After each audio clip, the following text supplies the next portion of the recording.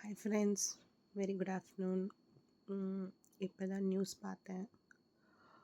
ஆம், நம்ம நிறைய பேரண்ட்ஸ் லே பொட்ட பிள்ளைங்கள படிக்க வெளியே அனுப்புகிறோம்.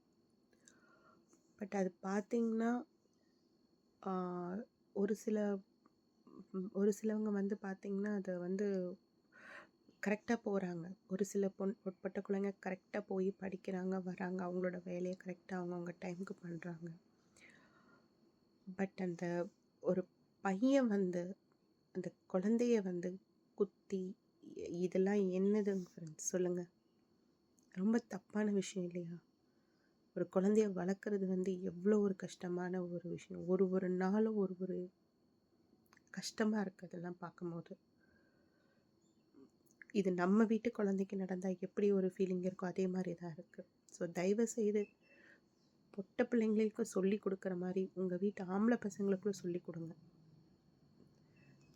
இதில் எந்த தப்புமே கிடையாது ஃப்ரெண்ட்ஸ். நம்ம தான் டீச் பண்ணணும். ஆஸ் அ பேரண்ட்டாக நம்ம தான் டீச் பண்ணணும். எல்லா குழந்தைங்களுக்கும் நம்ம தான் டீச் பண்ணணும். ஸோ ப்ளீஸ் ஃப்ரெண்ட்ஸ், என்னோடய சேனலை சப்ஸ்கிரைப் பண்ணுங்கள். ரொம்ப கஷ்டமாக இருக்குது அந்த இன்சிடெண்ட்டு பார்க்கும்போது.